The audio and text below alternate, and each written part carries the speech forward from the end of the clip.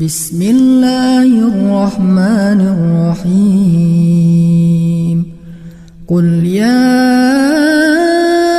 ayyuhal kafirun la a'budu ma ta'budun wa la antum 'abiduna ma a'bud wa la ana 'abidun ma 'abadtum wa la antum 'abiduna ma a'bud lakum dinukum waliyadin. Hadis riwayat Abu Daud di kitab yang sama. Ada dua jenis doa puasa yang disampaikan di sini. Pertama di nomor hadis 2357. Yang kedua nomor selanjutnya 2358. Sebentar. Jadi Abu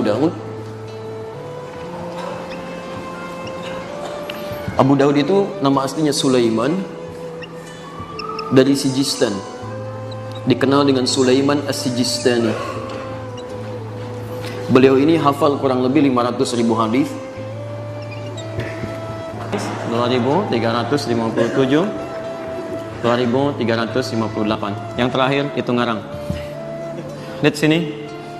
Ini satu, ini yang kedua. Perhatikan, cuman beda satu nomor. Yang ini yang dipopulerkan termasuk di kita dengan bacaan Allahumma lakas sumtu wa ala rizqika aftartu. Ya. Allahumma lakas sumtu wa ala rizqika aftartu.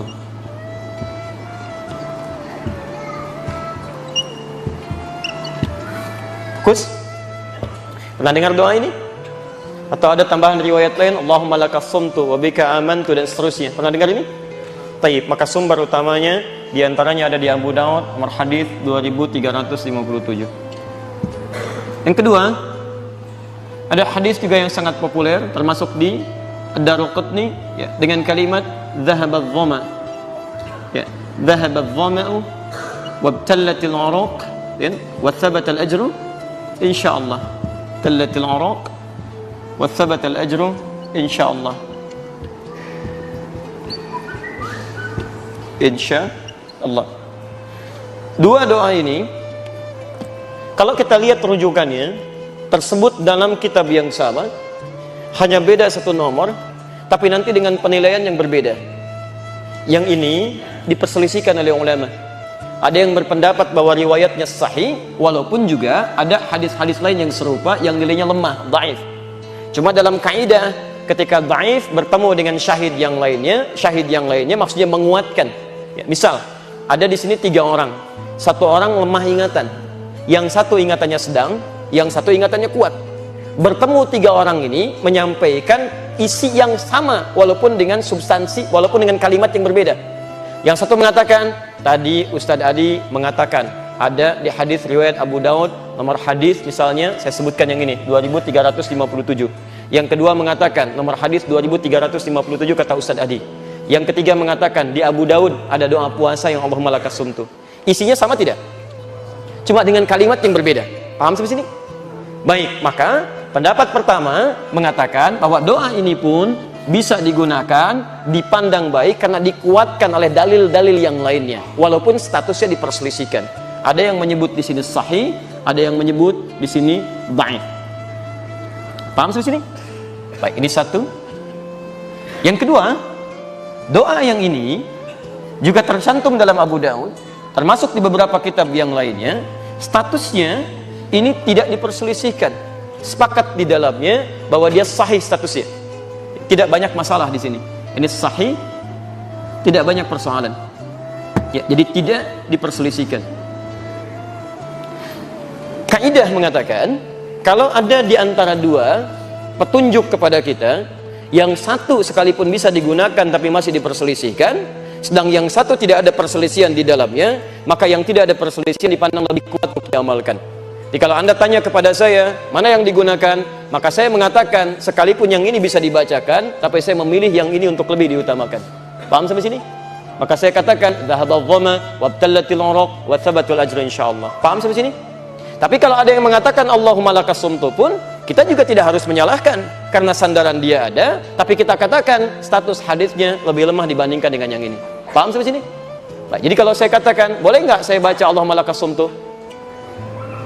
Halo, kalau tidak tahu katakan Allahu a'lam. Baik ya. Boleh nggak saya baca Allahumma lakas sumtu?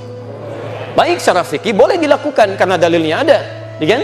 Walaupun dia menggunakan hadis yang diperselisihkan, tapi dia bisa katakan ada kok yang mensahihkan, walaupun ada juga yang mendhaifkan.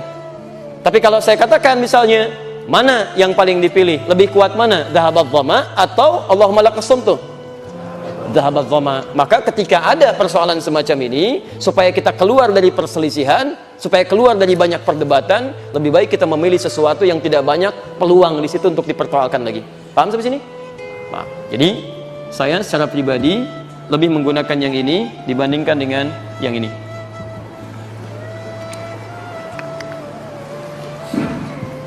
Jelas di sini? Baik. Jadi jangan sampai Anda berdebat hanya persoalan masalah ini gitu kan? Baik, jadi misalnya mohon maaf ya, mohon maaf. Taib, sampai ribut, ya saya Allah malakas sumtu, saya misalnya dhahabadh dhama dan sebagainya. Ribut di situ, saling mencela dan Anda menghilangkan esensi puasa Anda di situ. Bukankah mencela menghilangkan pahala puasa? Ya kan? Bukankah merendahkan orang lain menghilangkan pahala puasanya, mengurangi kemuliaannya? Jadi sekali lagi saya tanamkan, kalau ingin bacakan doa puasa, yang paling kuat posisinya bacakan yang dhahabadh dhama. Tapi kalau ada yang membacakan Allahumma lakas sumtu, itu pun pilihan yang bersangkutan, kita tidak harus mencela atau merendahkannya. Paham sampai sini? Baik. Yang salah? Yang tidak berdoa pun sebenarnya nggak salah-salah juga gitu kan. Ketika dia makan, batal puasanya. Cuma dia kehilangan bagian dari sunnahnya.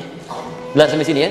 Jadi nggak baca doa aja nggak salah, cuma dia tidak mendapatkan pahala sunnahnya. Jadi kenapa Anda kemudian mencela orang baca doa? Paham sampai sini?